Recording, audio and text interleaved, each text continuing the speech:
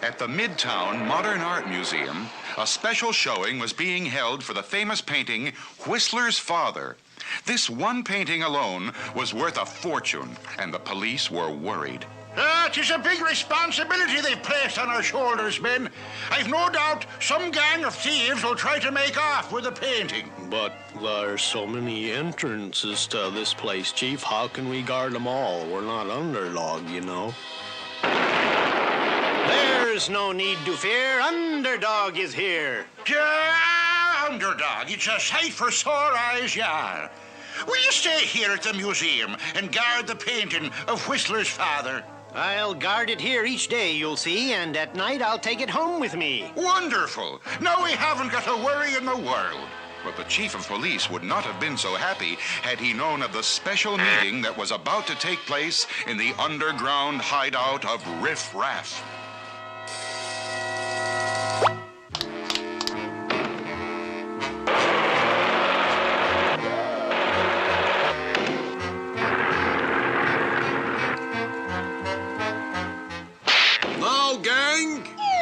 Called you all together to tell you about a big robbery I got planned. But first, let me tell you what we got going for us with this gang. Take Sandy the safecracker. He is the best in the business. Give him a sample of your fingers, Sandy.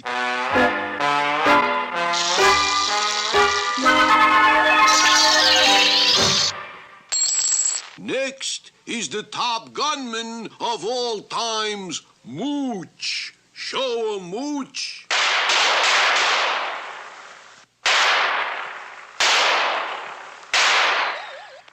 Okay, Mooch. I said that's enough, Mooch. All right already. We also have with us the best getaway car driver in the business, Spinny Wheels. Where are you, Spinny?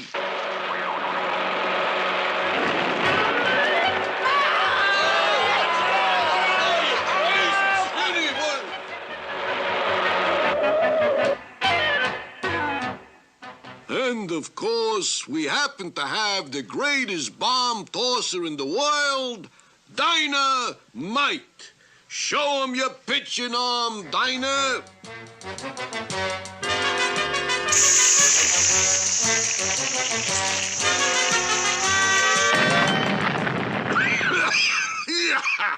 Yes, sirree. We got the greatest gang here in the world, and naturally, I am the greatest leader of crooks anywhere, right? I think maybe you guys didn't hear me. I said I am the greatest leader of crooks, right? Oh, yeah, right. Three cheers. Yeah, he's the best. Ripper's the best. You tell him. So, with this kind of gang, we cannot miss on the new job. Yes, Mooch? What is it, boss? What's the job? We are stealing Whistler's father. I know about that painting. It's being guarded by Underdog. Now hold on to your horses. This is one time Underdog will not bother us. Why not? Because we are going to be using new tactics for this caper. War tactics like they use in jungles and all. The guerrilla war tactics. Guerrilla? Tactics. Right.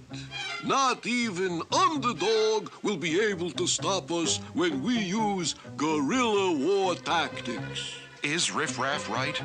What are these guerrilla war tactics? There's plenty of excitement ahead in our next episode.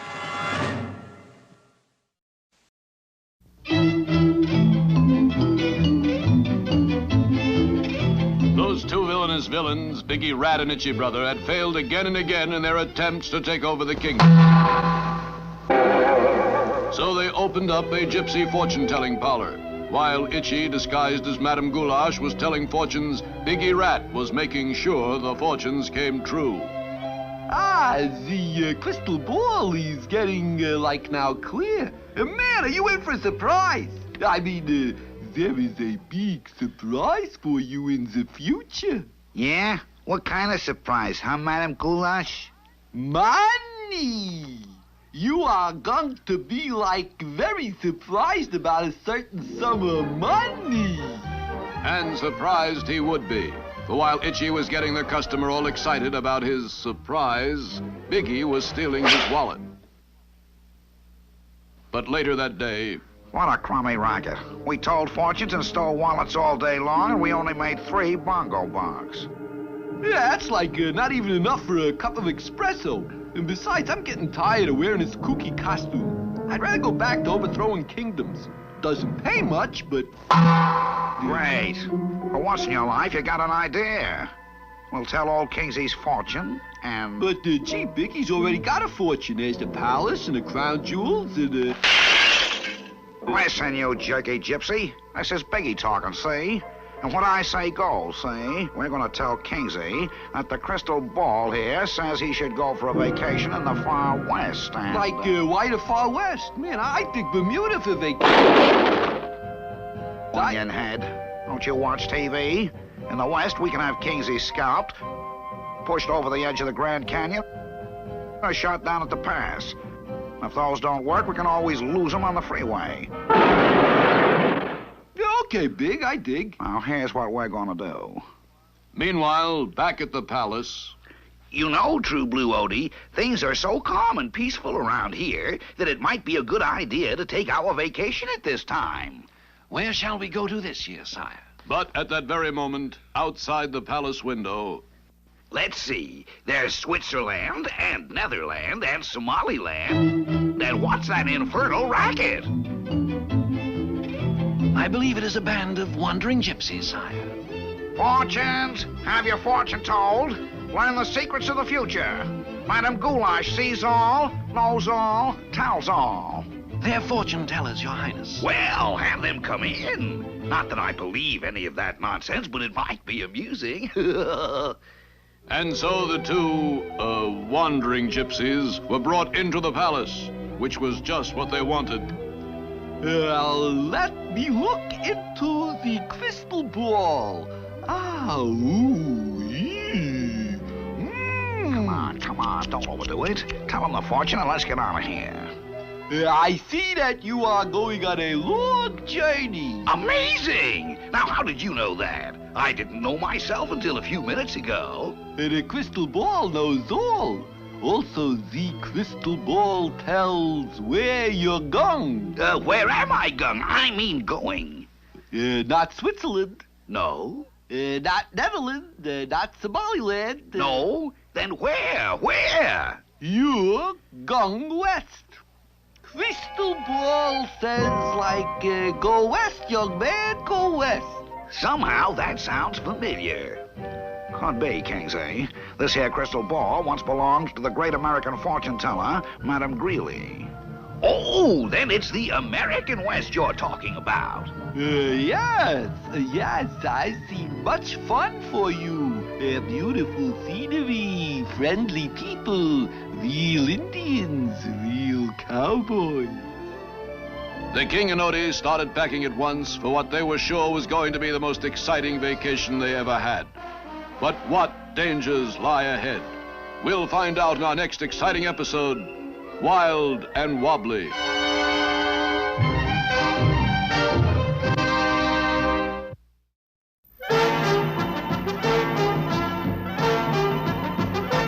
Sergeant, I have received word that headquarters in Washington are very angry that we haven't been able to get rid of those Gopher Indians.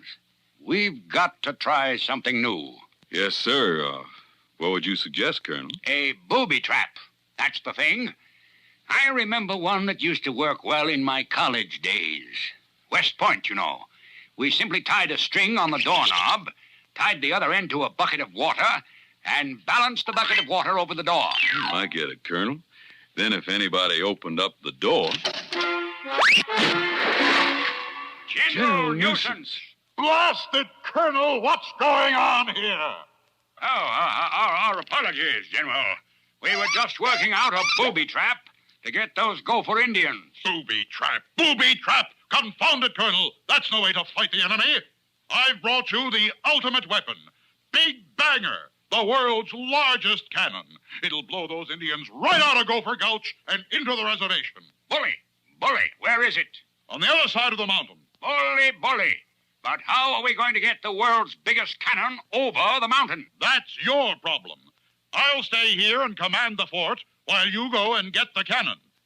But see that you do it without any of your usual blundering, or you'll end up in the guardhouse. Come, Sergeant.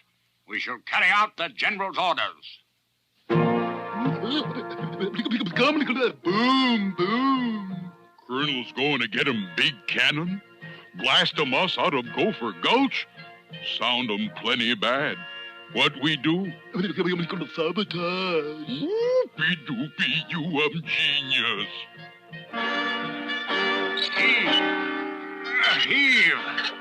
Good work, Sergeant. We're rolling right along.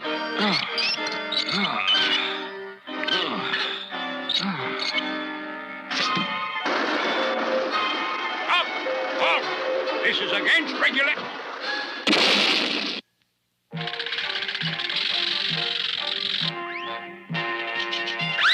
Well, this is better, Sergeant. No chance for the rope to break. Yeah, but how do we know where we're going? Don't be silly, Sergeant. Where else can we go but up? Well, how about out or down?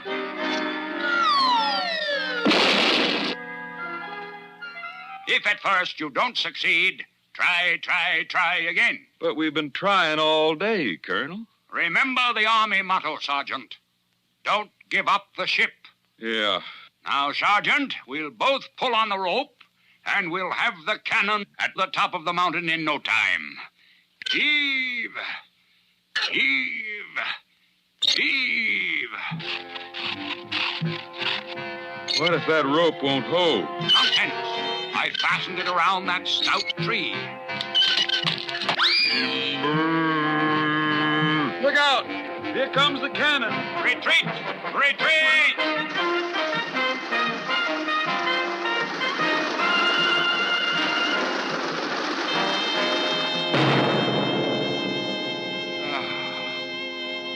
Well, at long last, we're at the top, Sergeant.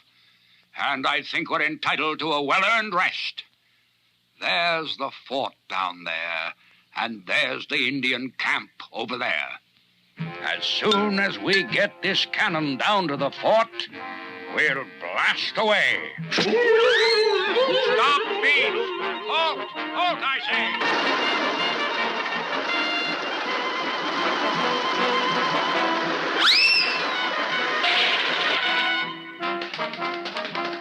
Get 'em ready. Aim. Fire 'em.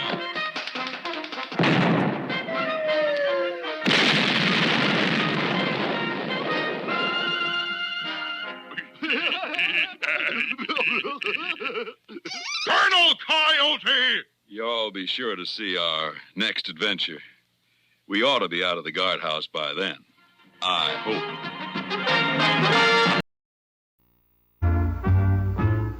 There, the Okefenokee Swamp, the most primitive swamp in the United States. But, Commander, you've already told... I was in the swamp, searching for the world's largest black snake.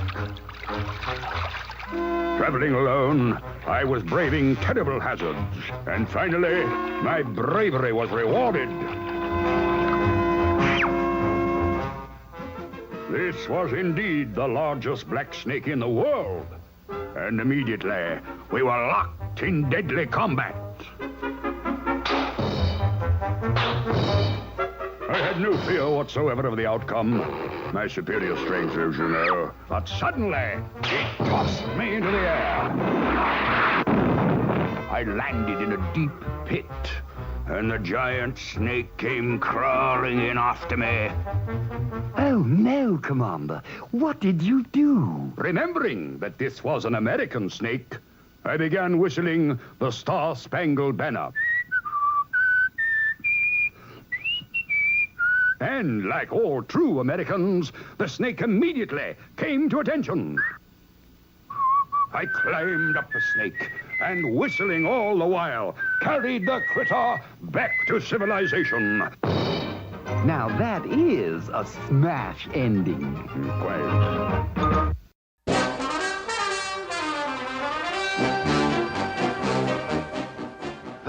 Well, good morning, Tooter. What is that you got tucked under the arm, eh? That's just exactly what I want to see you about, Mr. Wizard. Looky here. My, that's very colorful. But what is it? This is a genuine bullfighter poster announcing a great bullfight. See? La Plaza del Toro. That's Spanish for the place of the bulls. When I saw this poster, I knew that's just what I wanted to be. Will you help me become a famous matador? That's Spanish for bullfighter.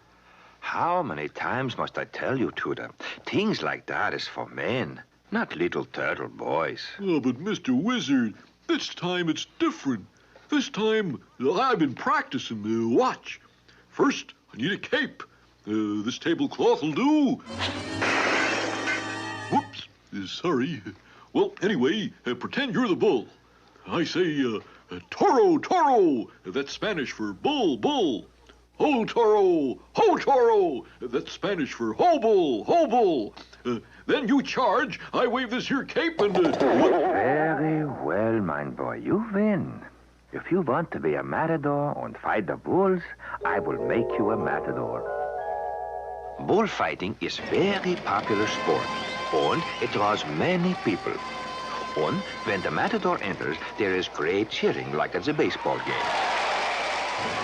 The brave matador walks all around the arena, bowing to the spectators. Then, from the other side of the arena, comes the wild bull. All right now, bring on old El Toro. That's Spanish for bull. Oh, there you are. Okay, let's me and you fight. Ho, Toro! Ho, Toro! Ho, Toro! And the brave matador demonstrates the skill with the cape that she uses to attract the bull's attention. First, he does the Veronica. And then, the Pasador. Shucks, there's nothing to this here bullfighting. And now, to show how brave he is, the brave matador turns his back on the ferocious bull. This is a very dangerous thing to do. To show how skillful he is, the matador shifts to a very small cape. Ho, Toro! Ho, Toro! Ho, Toro! Whoa, Toro! Whoa, Toro! Whoa, whoa, I say! This makes the brave matador get very mad. Come on, you big bully, and fight like a man.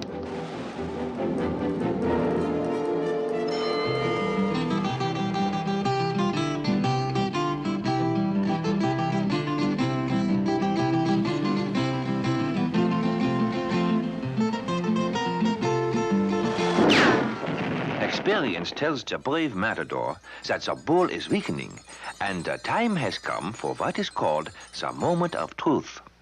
Or, as we say in Spanish, un momento de veridad. The sword, please. The courageous matador approaches the bull. This is where they separate the matadors from the mataboys. All right now, Mr. Bull, on guard. Whoops.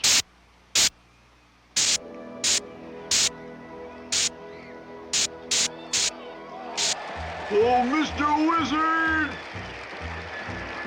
Help! Here we go again. Drizzle, drazzle, druzzle, drum. Time for this one to come home.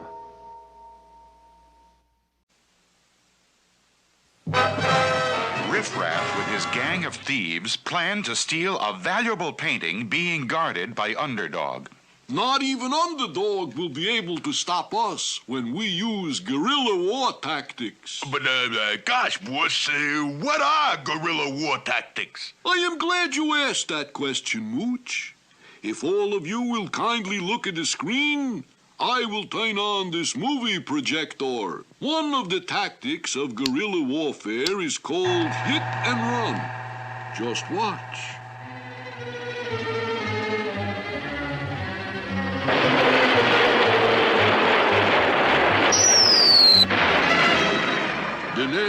tactic of guerrilla warfare is camouflage.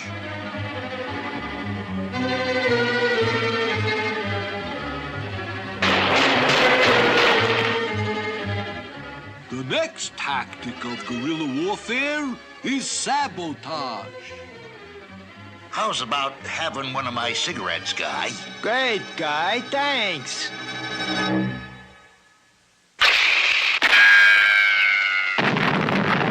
And finally, another tactic of guerrilla warfare is the sneak attack.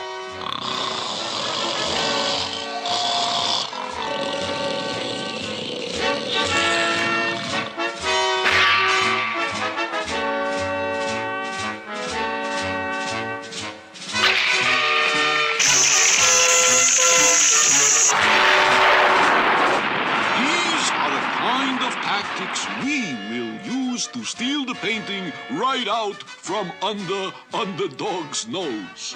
Tomorrow, it's tactic number 1, hit and run. Next morning at the Midtown Museum. Sweet Polly Purebred, what are you doing here? I have a feeling that trouble may appear. Nonsense, Underdog. Who would dare to try and steal the painting with you on guard? But at that very moment, outside the museum... Okay, gang. Put on the disguises. It's time to hit and run.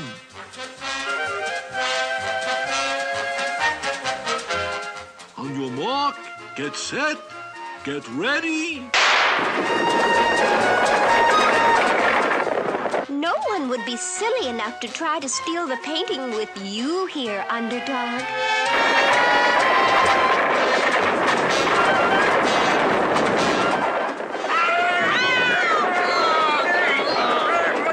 What is it?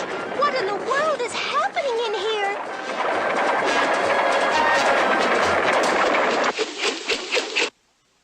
Horses in a museum are cause for alarm, but I'll make sure that they do no harm. The painting! Underdog! It's gone! Then that wasn't horses that came our way. That was thieves, but I'll save the day.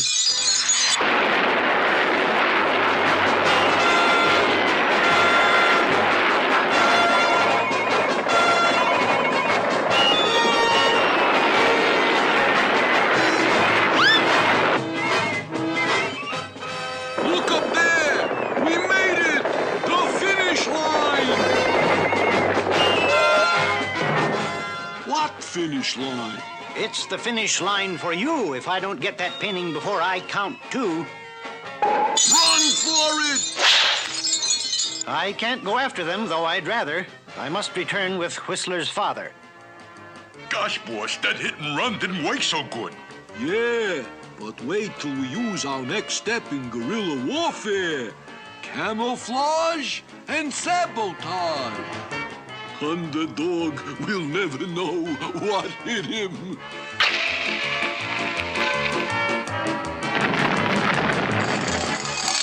Camouflage and sabotage. What will this mean to Underdog? Will the painting be stolen even while he stands guard? Will Underdog really fail? There's plenty of excitement ahead in our next episode.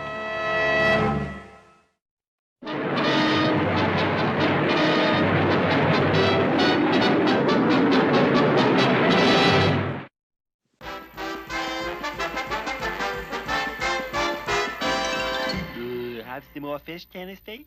Fish. Fish. All we ever get around here is fish. Well, I'm sick of it. I want fresh vegetables. Corn, peas, beans, lettuce, spinach. I'm through. Throw that stuff away, Chumley. But Tennessee... No buts, Chumley. The food here is ridiculous. We're going to complain to Stanley about this now. Now throw it away. Chumley. Yes, Mr. Mayor, yes. Your wife is on her way here now? To inspect the zoo? Good heavens! Thank you, Mr. Mayor. Thank you for the warning. I'd better go right out and... Stanley? Stanley? Where are you, Stanley? Oh, there you are. We have a complaint. Oh, you do you? Well... Yes, Stanley. The food here is terrible. We want fresh vegetables, and all we ever get is fish. Fish? You're supposed to have fish. You're a penguin, remember? And penguins eat fish. But I want fresh vegetables. All we have to do is make our own garden and... No garden. Besides, I have no time to talk. The mayor's wife is on her way over to inspect the zoo, and she's very particular, and I don't want anything to go wrong. She's a real battle axe. Oh, Mrs. Mayor, come right in, come in. Mr. Livingston, I have heard that conditions in this zoo are terrible, and I came to see for myself. Why, Mrs. Mayor, conditions in this zoo are... terrible. The food is awful. No garden fresh vegetables. No corn or peas Tennessee. or spinach or anything like Pay that. no attention to him, Mrs. Mayor. He just talks a lot. Come with me and see for yourself. We'll start with the beavers. Chumley, we've got Stanley right where we want him. When I get through with him, he'll do just what I want him to do. We'll get that garden. Come on. Yum, yum. Yum, yum. Handsome. Hey, Tennessee, what's the big idea? Just this. We've got a way to get Stanley in our power. Now, here's the beaver house. Notice what healthy, well-fed beavers we have. Food, food, food. A few scraps or stale bread, anything. Well, I never. What did I tell you? What did I tell you? Conditions here are terrible. You Tennessee Tuxedo. Yeah, I know him, Mrs. Mayor. It's one of his pesky tricks. I assure you, everyone in the zoo gets the best of care. The best. What about the elephant? The elephant? The elephant? Yeah, I assure you, Mrs. Mayor, our elephant gets the best of care. The best. Better see for yourself.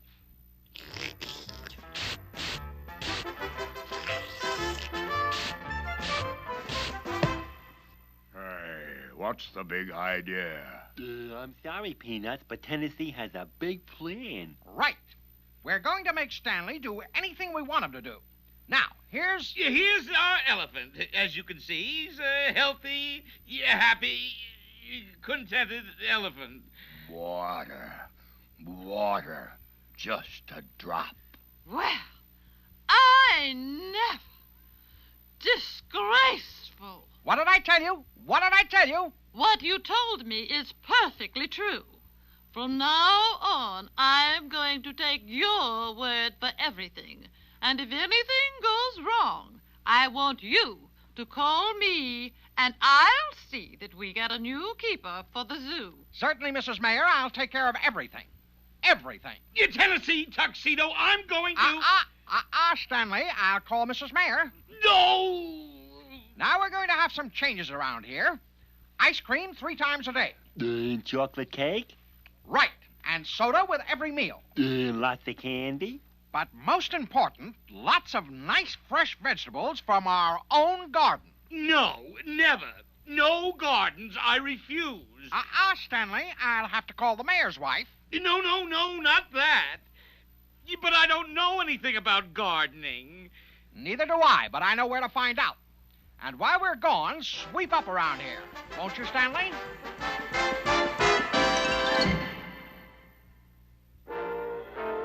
So you see, Mr. Whoopi, we'd like to learn about growing vegetables. Well, got a touch of the old green thumb, eh? Oh, yes. Well, now, I'm sure we can cover the ground on that. Get it? Ground? Oh, yes, I always like to inject a little humor. Well, let's see what the three-dimensional blackboard has to say about that.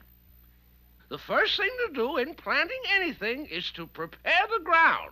This is done by breaking up the soil with a tool called a plow. Early man used a forked stick, which he scraped along the ground. Then he developed a hoe and a spade and even a man-powered plow. Later, he used horses or oxen to pull his plow. But now, of course, we use tractors. But gee, Tennessee, we haven't got any tractor. No, Chumley, but we can hook up Stanley. Hook up Stanley, that's pretty good. Yes. Well, the plow blade cuts into the earth and turns it over to one side. The groove that it cuts is called a furrow. Cutting furrows breaks up the hard soil and lets the sun and air get in.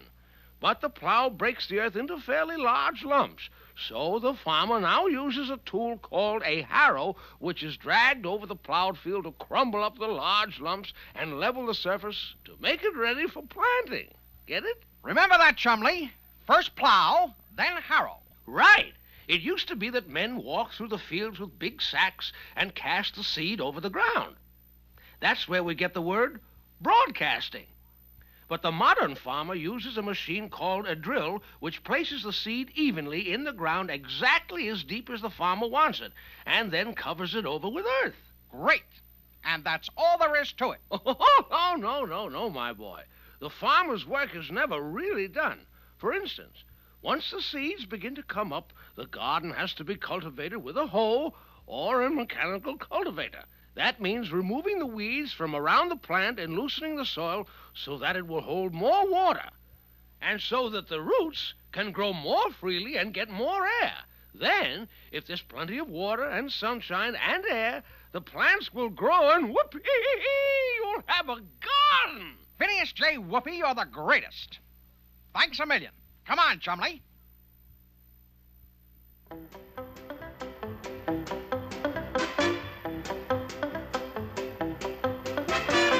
This is the life, Chumley. Stanley's so afraid I'll get him in trouble with the mayor's wife, he'll do anything I say. Oh, Stanley, now that you've finished the plowing, run on up and get us some ice cream. It's very hot. Tennessee, one of these days. Stanley. I'll have to call the mayor's wife and tell her. No, don't do that. Oh, one of these days, the mayor's wife will go on a trip or something, and Tennessee won't be able to call her. And then... Yeah, hello. Oh, Mr. Mayor. What? Your wife has gone on a trip around the world and won't be back for a year? Oh, thank you, Mr. Mayor. Thank you. All right, Stanley, where's our ice cream? There isn't going to be any ice cream. Stanley, I gave you an order. Stanley, I'll phone the mayor's wife. I'll phone. All right, Stanley.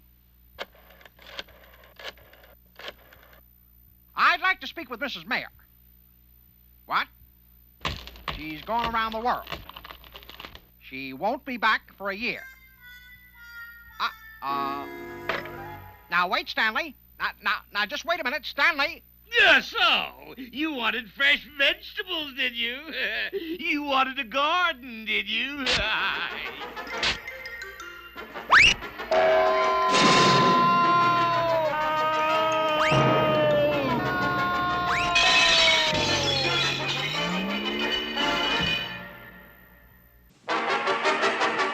Underdog was standing guard over one of the world's most valuable paintings. Well, it's time we were closing for the night, Underdog. Sure hope that gang of thieves don't come back. This painting will be safe at home with me. Tomorrow I'll return it for visitors to see. And as soon as the museum was closed for the night, Riff Raff and his band of thieves sneaked in. Okay, gang. Let's set up our next step in guerrilla warfare. Camouflage and sabotage. All night long, strange sounds came from the museum. But the following day, everything seemed to be perfectly normal. Until... Help! Underdog! An explosion blew open the vault!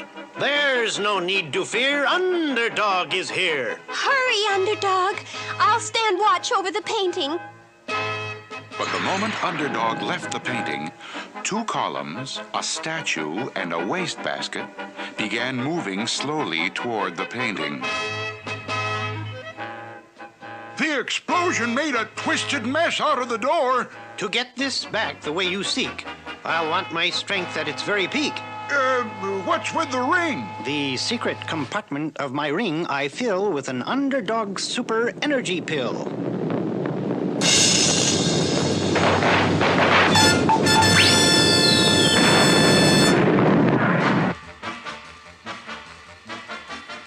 Great, Underdog! The job is perfect.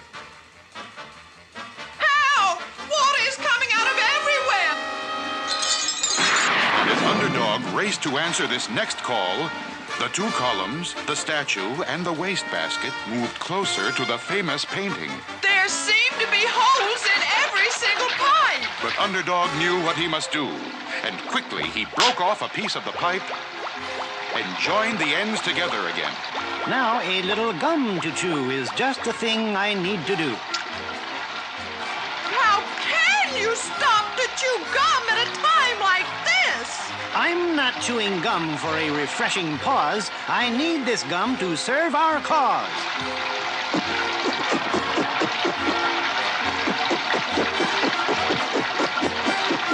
Oh, Underdog, you're wonderful. The heating system! Something's wrong! The heat is pouring out! We'll all suffocate! There's no need to fear. Underdog is here. And as Underdog hurried to fix the heating system, two columns, a statue, and a wastebasket moved in on the painting.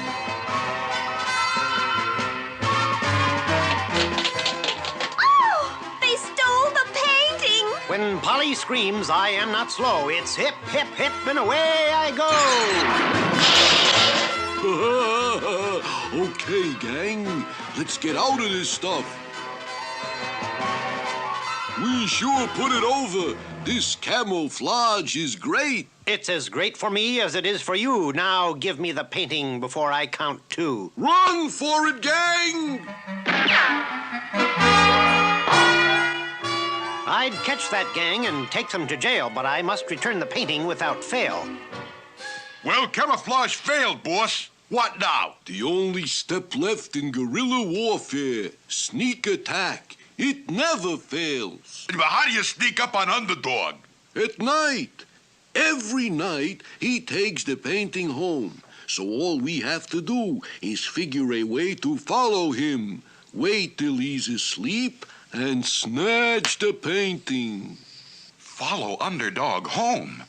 Does this mean that Riff Raff may find out about Underdog's secret identity? The answer lies ahead in our next exciting episode. Klondike. Savoir-faire is still stealing all our food. He's hiding out on that island, and we can't get near it.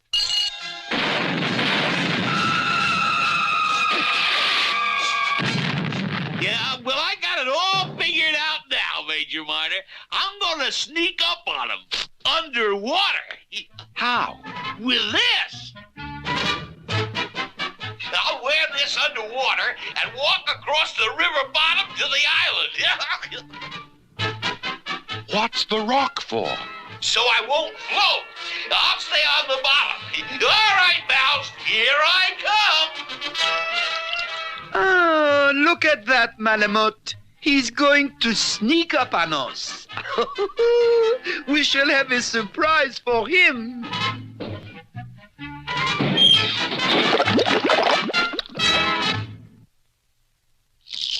Hello there, fish. You trying to tell me something, fish? What is it? Savoir-faire is everywhere.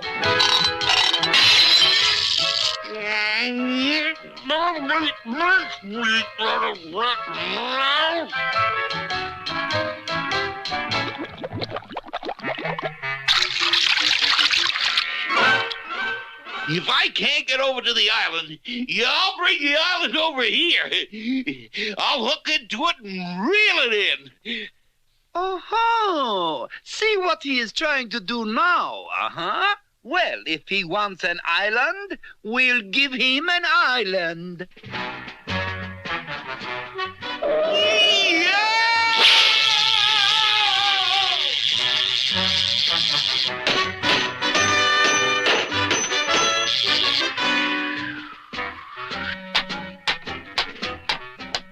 Finished! Just in time. Got it! Got it! Major Minor, come quick! It's coming, Major! It's coming! I can even see the smoke from Savoir-faire's campfire!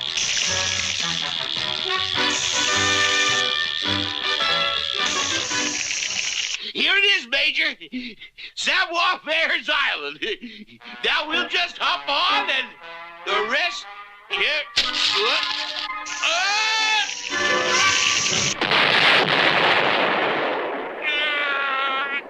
I'll make mincemeat out of that mouse.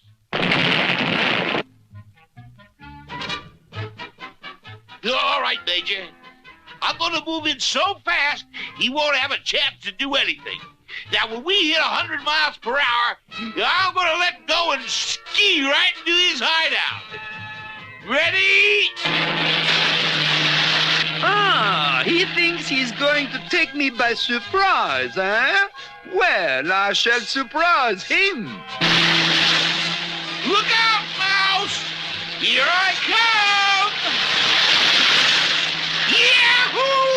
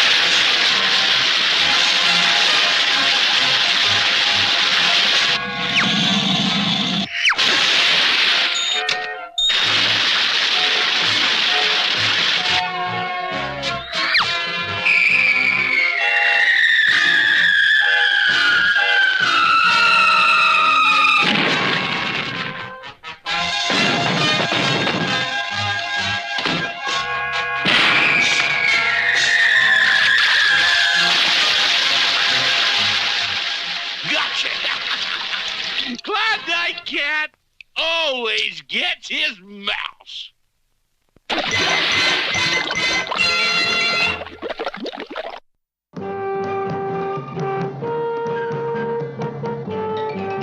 One morning, when Mr. Timpany opened his famous jewelry store, where he sold the most famous diamonds in the world, disaster greeted him.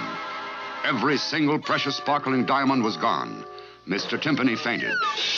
Later that same day, Diamond Jim Dandy, the well-known man about town, was taking his afternoon stroll, glittering as usual with his collection of diamonds, when suddenly, and when Diamond Jim was dumped back on the sidewalk, all his diamonds were gone. Diamond Jim fainted. Everywhere, diamonds were disappearing like dew on a hot morning. Here truly was a crime against society. And society acted quickly. Officer Flim Flanagan was called. Sure known it must be the fox. And there's only one person to catch him, the hunter. Hello, I say, hello, this is the hunter. Have nose, will hunt. Oh, it's you, Flanagan. What's that? All the diamonds have been stolen. Well, now, I'd call that a jewel of a case. Yeah, that's a joke, son. Now, well, you're right, Flanagan. A crime against society is no joke. Yeah, I'll get right on it. And so the hunter set out in search of the diamonds. Suddenly, he overheard a very suspicious conversation. I bid a diamond. Pass. 2 diamonds. Pass. 4 diamonds. Uh-huh. A clue. Pass. 6 diamonds. 6 diamonds. I've got 'em red-handed. All right, you fair ladies. You're under arrest. Now, don't try to fool me with that disguise. I'd know you anywhere, Fox. Take off that wig. Eek! You beast! Take that! Get him, girls!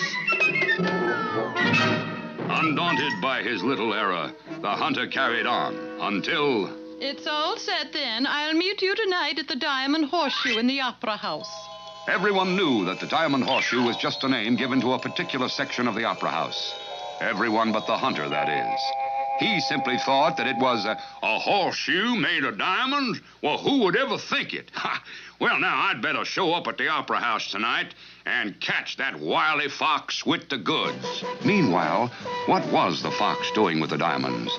Knowing that a diamond is the hardest thing in the world and that a diamond will cut glass, the wily, clever fox had put handles on the diamonds and was selling them as glass cutters. And I tell you, folks, no home should be without the famous Fox glass cutter. Cuts circles, squares, triangles, any shape at all. Now step right up and get yours while the supply lasts. That evening at the Opera House... Sorry, sir, your ticket isn't for the Diamond Horseshoe. Well... You can't go in there. Out of my way, son. I'm on a big case. I'm gonna pinch the whole bunch. Stop the music! This is a raid. Now, which one of you has got his cotton bloomin' hands on those diamonds? Who are you? I am Siegfried from Siegfried, the world's greatest singer. You make a fool of me, huh? I chop off your head. Yeah, now, just a minute here. Oh, wait a minute now. Weary but always game, the hunter donned a clever disguise and proceeded on the trail. Step right up, folks. Buy the world's best glass cutter. Allow me to demonstrate, sir. No, those gadgets never work. Uh-oh. The fox. Hunter, you've done it again. The fox and the diamonds. How can society ever repay you? Well, now, one of those glass cutters will do nicely, son. They really work.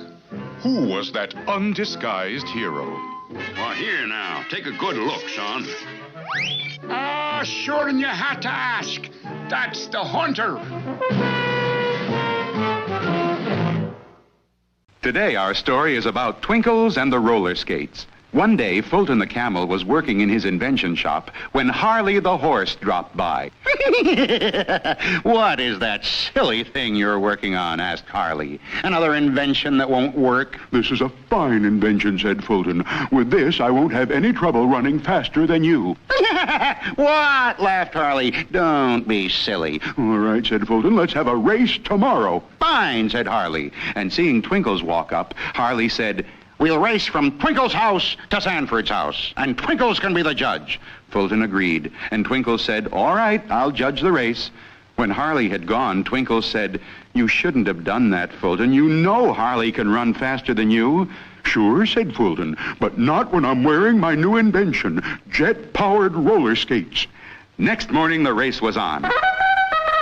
And at first, Fulton moved way out ahead with the jet-powered skates. But the fast speed made the skate wheels get very hot. They were burning right through the road. Now I'm sure to lose the race, said Fulton. Another invention that's failed. Quickly, Twinkles called on his magic trunk. "Nose, nose, anything goes. Let's cool off poor Fulton's toes." Immediately, Twinkle's trunk sprayed cool water all along the road to cool off the skates. And sure enough, Fulton won the race. Twinkles was very happy for his friend. Riff had figured out that all the gang had to do was to follow Underdog home and steal the painting while he was asleep. But now how are we gonna follow him? He flies through the air. I got a plan. Observe this bag. It's full of bird seed. There is a small hole in it. We hang the bag on Underdog. The bird seed keeps coming out the hole, and Underdog leaves a trail wherever he goes. Mastermind. A genius. He's a mastermind. He's a genius. That night, when it was closing time at the museum, Underdog took the painting from the wall. Good night, Underdog. Don't let anyone steal that painting. There's no need to fear. Underdog is here.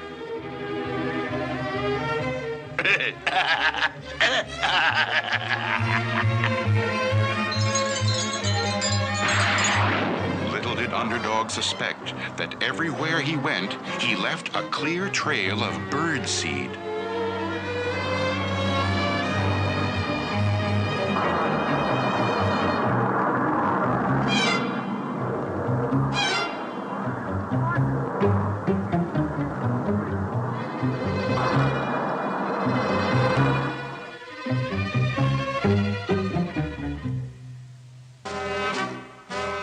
Okay, gang, there's the trail. Let's follow it.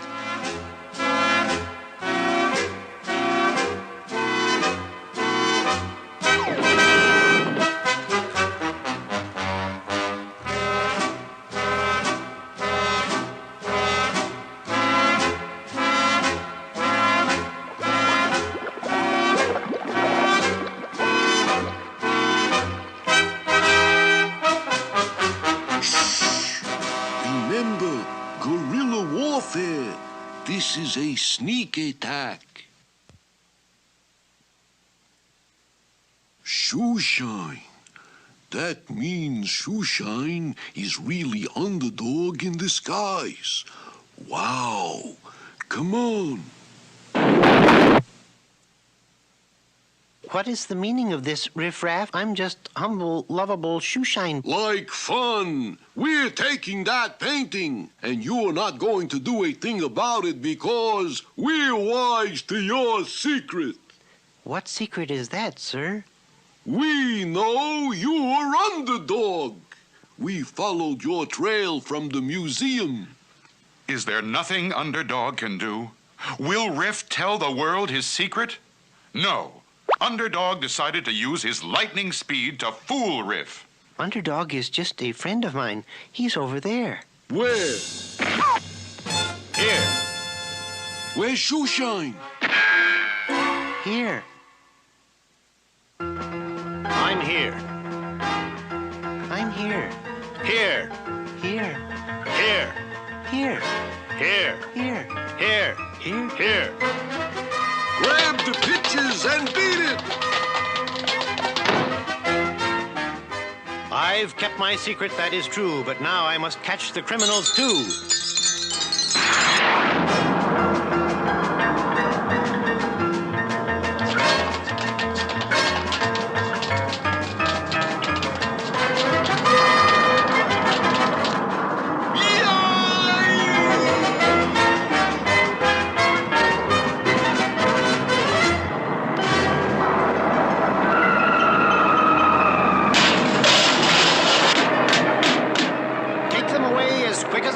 And dump them with the rest of the trash.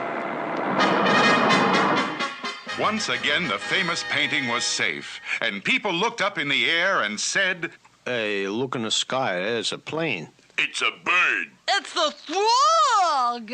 A frog? Not plane, nor bird, nor even frog. It's just little old me on... Underdog.